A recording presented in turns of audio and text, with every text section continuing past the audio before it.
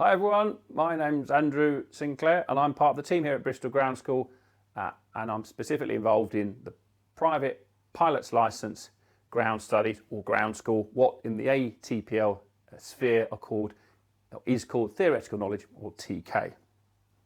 I'm a flight instructor, instrument rating instructor, I'm an FOTOL examiner and a ground examiner. In this short webinar what I'd like to do is to introduce you to a little bit of discussion around the EASA and the UK theoretical knowledge requirements for the private pilot licence. First question I'm always asked is why? Why do I need to go back to school? You know, surely flying a plane is flying a plane. Well, I've looked for a definition of why. There's never any bad questions in aviation. Haven't found one that satisfies my particular understanding. So in conjunction with a couple of my colleagues, we've put together the following logic. What we're trying to do within our ground studies is to acquire sufficient knowledge and understanding to plan and navigate a flight safely, legally, and within the performance limits of both aircraft and pilot. To that end, within the EU and the UK, we have aircrew regulations.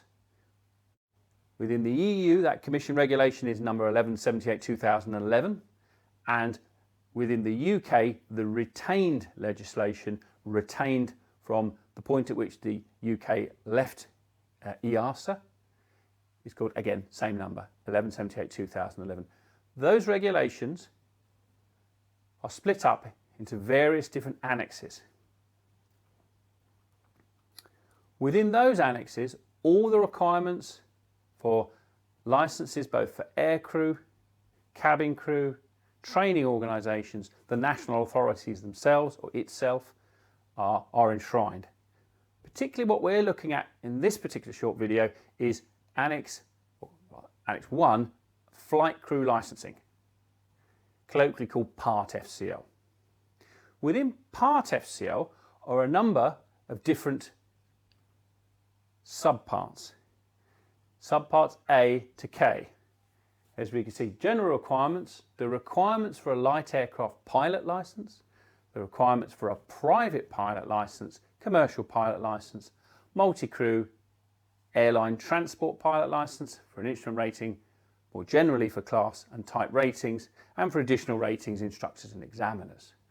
What we're interested today in looking at is those subparts for light aircraft pilot licence and private pilot licence, both LAPL-A for aeroplanes, LAPL-H for helicopters, and similarly PPL-A and PPL-H.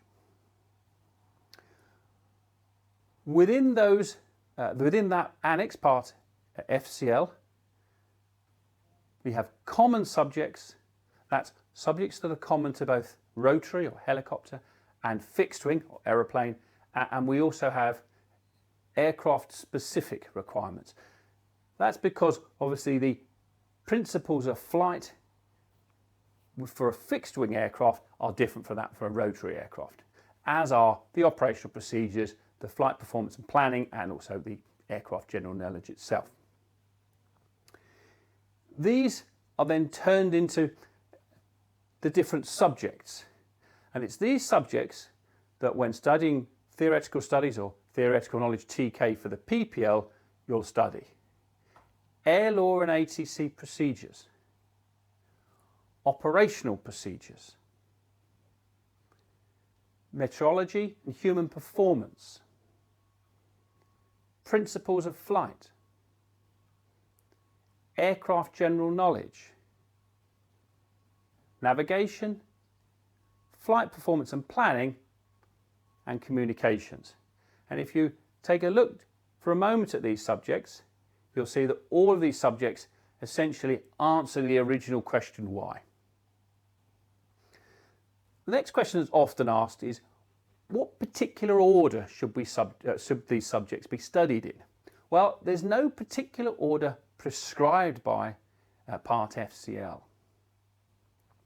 However, there are natural synergies that exist. For example, air law and ATC procedures have a natural synergy with operational procedures. They are, it could be said, two sides of the same coin.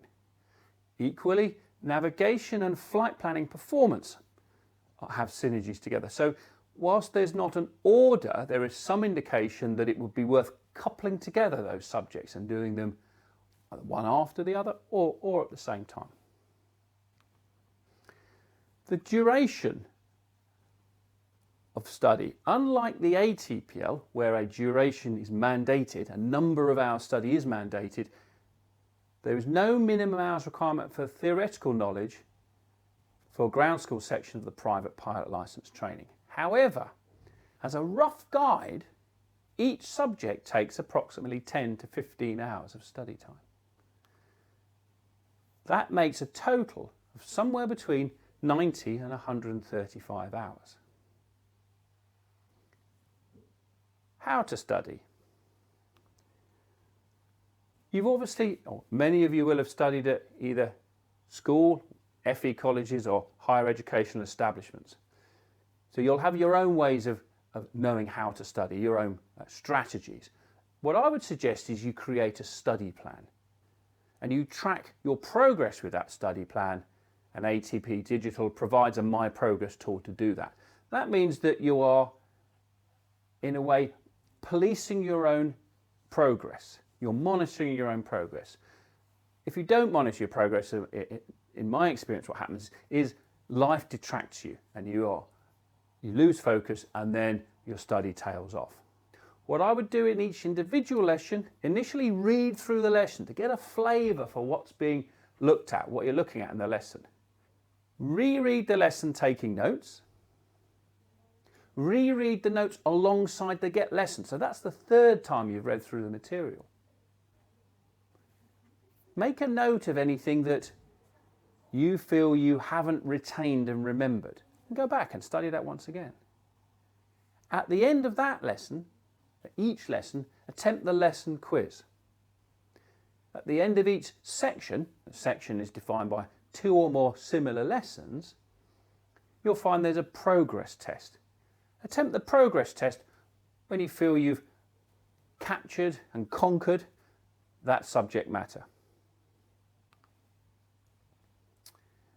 When to study? Now, studying for CPL and in an ATPL tends to be done prior to any practical flight training.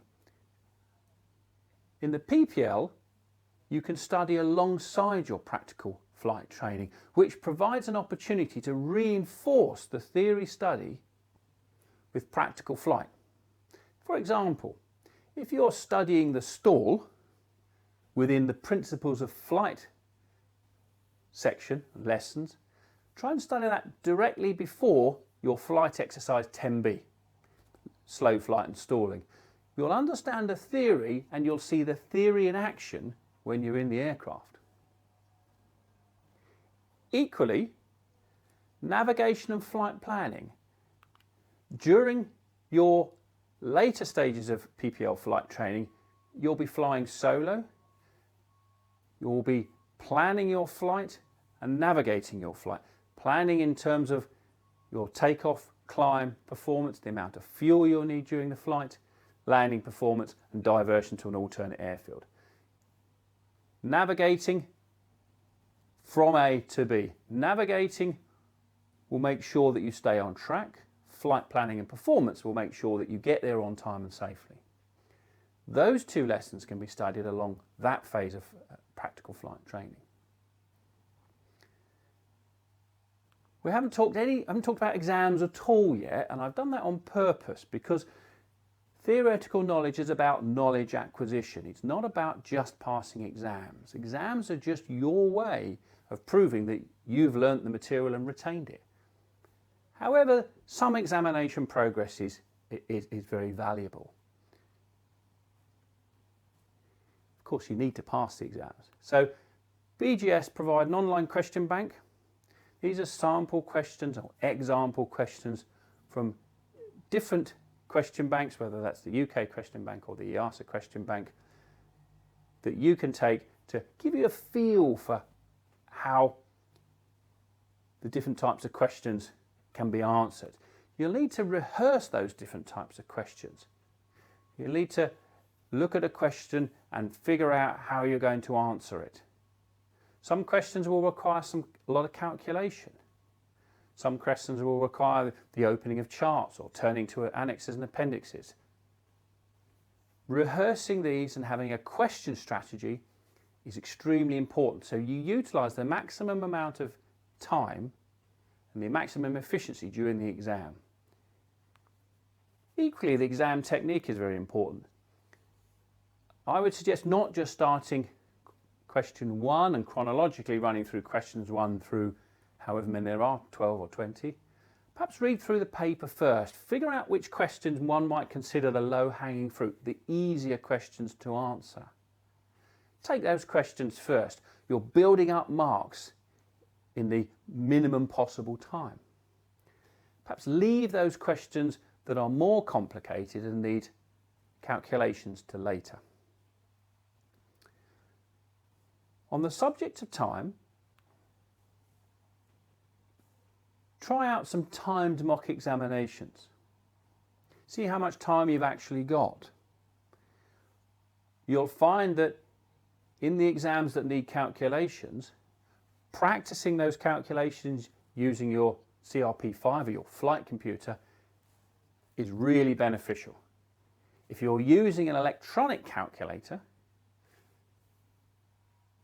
look at the different types of calculation you'll need to do, read the manual so that you can do them without having to think too clearly or too closely at how you use your electronic calculator.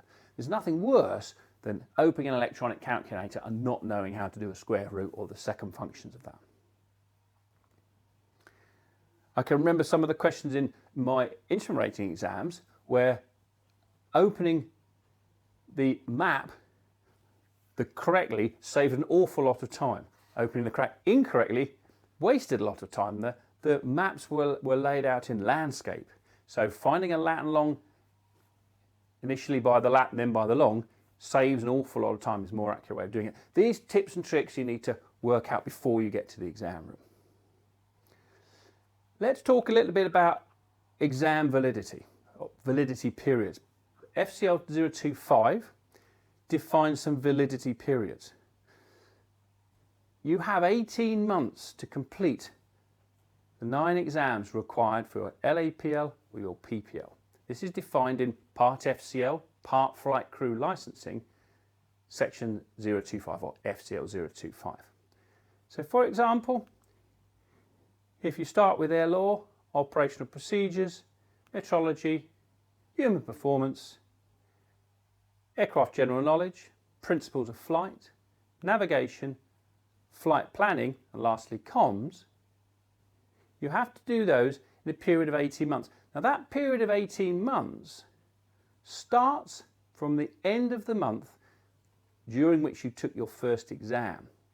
So it's quite possible that the actual period from your first exam to your last could be 18 months and 2 weeks. Because if you took one in the middle of the first month, the clock starts at the end of that month end of month 1. However, if you were to delay taking that last exam, even by a week,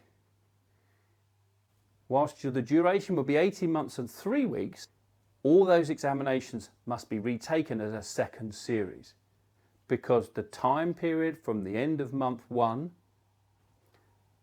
to the successful completion of your last exam is greater than 18 months. That's not just one exam needs to be completed again, that's the whole series again.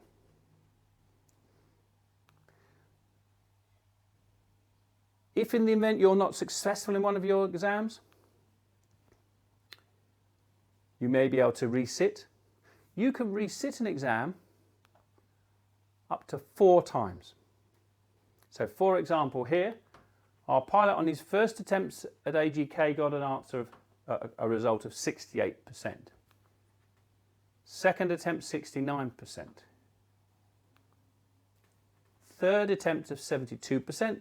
So we're getting closer to the golden 75%, the minimum pass mark. On his 4th attempt, or her 4th attempt, they achieve a 73% result. They've attempted that exam 4 times. That means they have 4 failed attempts and they then have to conduct all of their exams again, not just aircraft general knowledge. Well, I hope that's been a short introduction to PPL theoretical knowledge.